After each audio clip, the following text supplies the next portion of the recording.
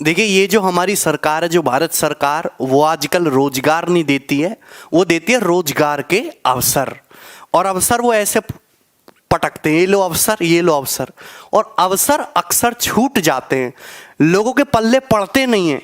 और इसमें भी हमारी ही गलती है। जिस तरीके से सरकार का हक है टैक्स कलेक्ट करना, आप टूथब्रश, पेंट, साबुन, एवरीथिंग, सुई से लेके आप जो भी खरीदते हो, आप हर एक चीज पे गवर्नमेंट को टैक्स देते हो, खाने के बिस्किट तक पे। उसी तरीके से सरकार की भी नैतिक जिम्मेदारी है कि भारत में रहने वाले हर एक व्यक्ति को उसके अनुभव के हिसाब से, उसकी एजुकेशन के हिसाब से, उसके टैलेंट के हिसाब से रोजगार दिया जाए। ये दोनों एक दूसरे की पूरक चीजें हैं। हाँ, देश की जनता तो सरकार का सहयोग भरपूर कर रही है, जरूरत से ज्यादा टैक्स देने को तैयार है, लेकिन सरकार को जितना रोजगार देने चाहिए उसका 10% भी रोजगार युवाओं को नहीं दे पाई है। तो ये क्या है? ये एक युवा विरोधी सरकार की तरह इसको देखा जाना चाहिए। आप बताओ कि कोई भी नेता, कोई भी अधिकारी, कोई भी पॉलिटिशियन अपने दिल पे हाथ रख के ये कह सकता है कि मैंने पिछले 5 सालों में कुल मिलाकर भी 2 करोड़ रोजगार दिए हों?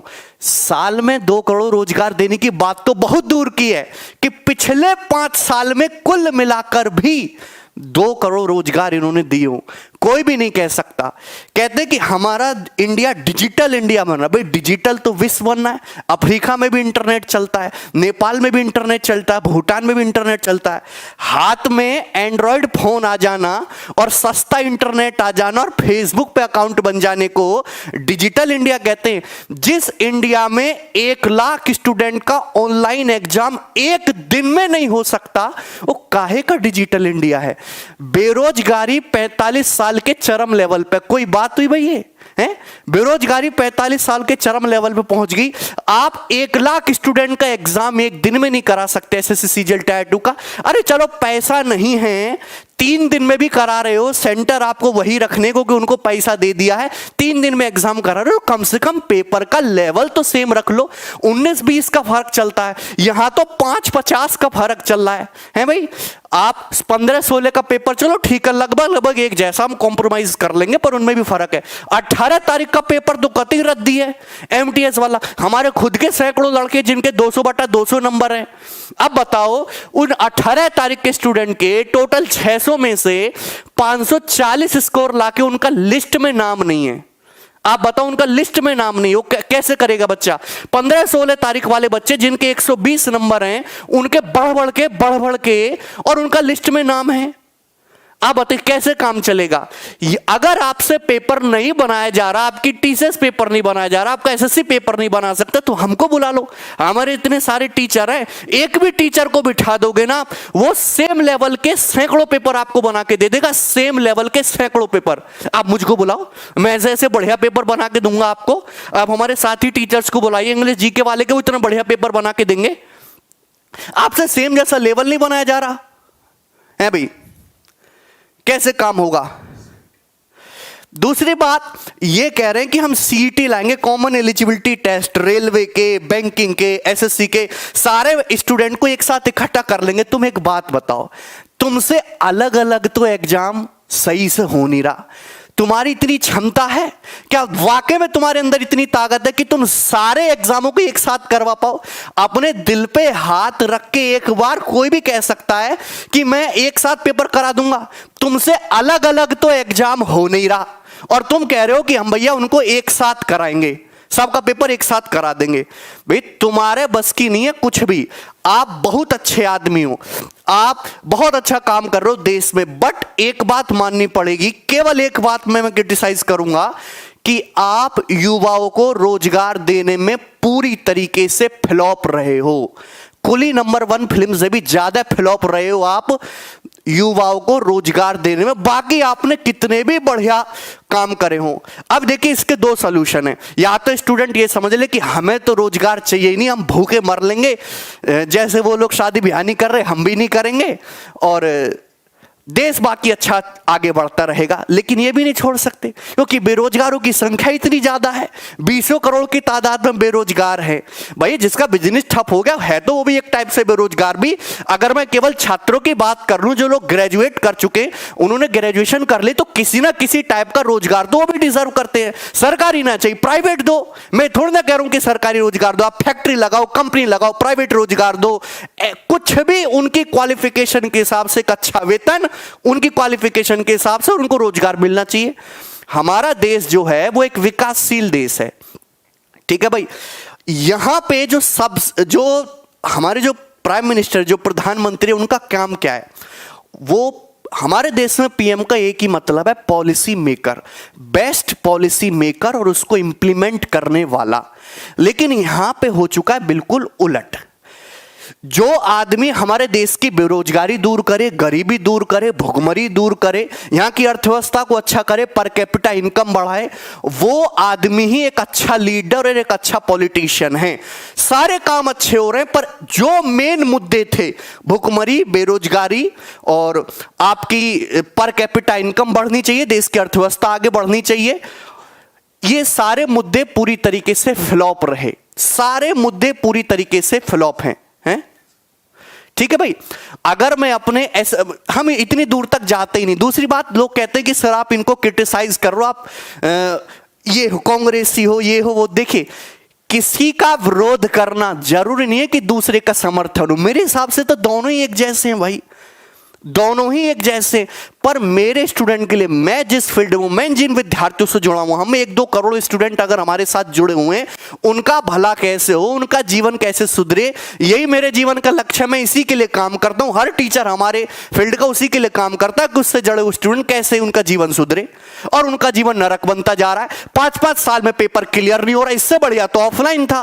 ऑफलाइन में वहां अलग टाइप की धांधलेबाजी होती थी, तो ऑनलाइन आया। ऑनलाइन में नॉर्मलाइजेशन, और नॉर्मलाइजेशन की बात सुनो, नॉर्मलाइजेशन में नंबर तो ऐसे घट बढ़ रहे हैं जैसे बूंदी के लड्डू में बूंदी इधर उधर हो जाती है, ऐसे नंबर घट बढ़ रहे हैं नॉर्मलाइजेशन से। हमने तो सोचा था फायदा होगा, पर ये नॉर्मलाइजेशन तो उससे भी बड़ा वो निकला। दूसरी बात, नंबर नहीं दे रहे, ये नंबर जानबूझ के नहीं दे रहे टीयर 2 के। पहले टीयर 3 का रिजल्ट देंगे, फिर टीयर 2 का नंबर देंगे, क्योंकि उनको टाइम मिल जाएगा, बच्चे थोड़े से ठंडे हो जाएंगे।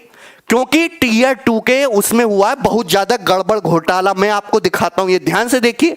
ये 2018 का रिजल्ट देखो, 2019 का रिजल्ट देखो, इतना फर्क कैसे आ सकता है? आप जनरल का देखे, 433 से 528 नंबर पर कट ऑफ पहुंच गई। 2018 में 433 थी, 2019 में 528। 95 नंबर के, हाँ 95 नंबर के आसपास कट ऑफ बढ़ी है जनरल की। 95 नंबर के आसपास कट ऑफ बढ़ी है जनरल की। आप ही देखिए, जनरल और ओबीसी मैक्सिमम 2 ही कैंडिडेट होते हैं। 2018 में जो गैप था जनरल ओबीसी में, ये 33 नंबर का था। ये कितना था? 33 नंबर का गैप था। वही 2019 में ये जो गैप है, ये जो है 50 नंबर का हो गया। देखिए, आरक्षण एक बहुत जरूरी है। जो तबका गरीब है, पिछड़ा, उसको आरक्षण जरूर मिलना चाहिए। मैं खुद एक जनरल कैटेगरी से हूं, लेकिन मैं उसका सपोर्ट करता हूं। लेकिन इतना भी नहीं कि एक जनरल स्टूडेंट के विद्यार्थी को गुस्सा आने लगे, उसे अपना जनरल होने का अभिशाप लगने लगे। आपके जमाने में 50 नंबर का गैप कैसे जायज है? कौन इसको जस्टिफाई कर सकता है? आप बताओ, कोई भी जस्टिफाई कर सकता है कि एक जनरल ओबीसी के स्टूडेंट में 50-50 नंबर का गैप आ रहा है, वो भी केवल टीयर 2 तक। अभी तो गैप टीयर 3 के बाद और बढ़ेगा, फाइनल सिलेक्शन में और बढ़ेगा। बताइए। और हम कुछ कहें तो हम आंदोलन जीवी हैं, है भाई। ये बेवजह के भड़का रहे हैं, देश आगे जा रहा है, तरक्की कर रहा, देश खतरे में, निकाल दिया हमने, ये कर दिया और वो कर दिया। अरे सही लॉजिकल बातें करो यार, हैं? अगर आप सही से रोजगार दोगे, हमारे लोग आगे बढ़ेंगे, तो क्यों करेंगे? इनके पास खाली टाइम थोड़ना है, दिन भर ये फेसबुक उस पर लगे रहते हैं हमारे स्टूडेंट। क्यों? क्योंकि इनके पास काम नहीं है करने को। अब सब आईटी सेल में थोड़ ना जा सकते हैं। आप खुद देखो कैसे कैसे कितने कितने नंबर बढ़ रहे हैं। 95 नंबर, 78 नंबर का गैप आ गया एक साल में कट ऑफ में। स्टूडेंट वही रहा, सिलेबस वही रहा, है भाई। एक शिफ्ट 2019 में 18 नवंबर की एक शिफ्ट आसान आते ही भैया 200 नंबर वाले पीछे रह गए। और 15 जिनका 15 तारीख को पेपर था, उनके 120-130 लाख के लिस्ट में नाम है, और 18 नवंबर वालों का 190 लाख के नाम नहीं है, है भाई। दूसरी बात कि ये जो है अब हमको करना पड़ेगा ट्विटर पे, इसके खिलाफ जो है कैंपेन करना पड़ेगा। और कैंपेन केवल एक बार करने से फायदा नहीं होगा। जिस दिन पेपर होने वाला हो, रिजल्ट आने वाला हो, जिस दिन आपके शिफ्ट शुरू होए, नोटिफिकेशन आए, हर एक दिन ट्विटर कैंपेन होना चाहिए और उनको टाइम टाइम पे याद दिलाते रहना चाहिए कि भैया अपनी व्यवस्था ठीक कर लो, अपनी व्यवस्था ठीक कर लो, है भाई। तो ये 25 फरवरी को 11 बजे सारे स्टूडेंट ट्वीट करेंगे, मोदी जी रोजगार दो। जिस तरीके से आप टैक्स लेते हो, इंडिया का सपोर्ट मांगते हो, आप आते हो रात को 8 बजे कि मुझे आप लोगों की जरूरत है, वैसे कभी एक बार इन बेरोजगारों से भी पूछ लो कि इन्हें किस चीज की जरूरत है? उम्र निकलती जा रही, इनकी नौकरी नहीं, 10 पैसा इन्होंने नहीं कमाया आज तक, घर वाले इनको गाली देते हैं, बताइए। और इससे पहले जो इंपॉर्टेंट बात है कि ये CGL 19 के मार्क्स तक देने को तैयार नहीं है, 2018 का फाइनल रिजल्ट देने को तैयार नहीं है। 18, 19, 20 3 साल चलेंगे, अब तक फाइनल रिजल्ट नहीं है, पता नहीं कब जाके ज्वाइनिंग देंगे। उससे पहले 23 फरवरी को 11 बजे #CGL 19 मार्क्स, CGL 19 के मार्क्स जो हैं वो आए। इसके लिए आप लोगों को ट्विटर कैंपेन करना, क्योंकि हमारे पास जो है इसके अलावा और कोई रास्ता है नहीं। और ये लोग सुनते भी इसलिए नहीं है क्योंकि उन्होंने कभी इस टाइप का माहौल देखा नहीं। इनके लड़के जो है बढ़िया विदेशों में पढ़ते हैं, बढ़िया मर्सिडीज गाड़ी में घूमते हैं, ऐश करते हैं।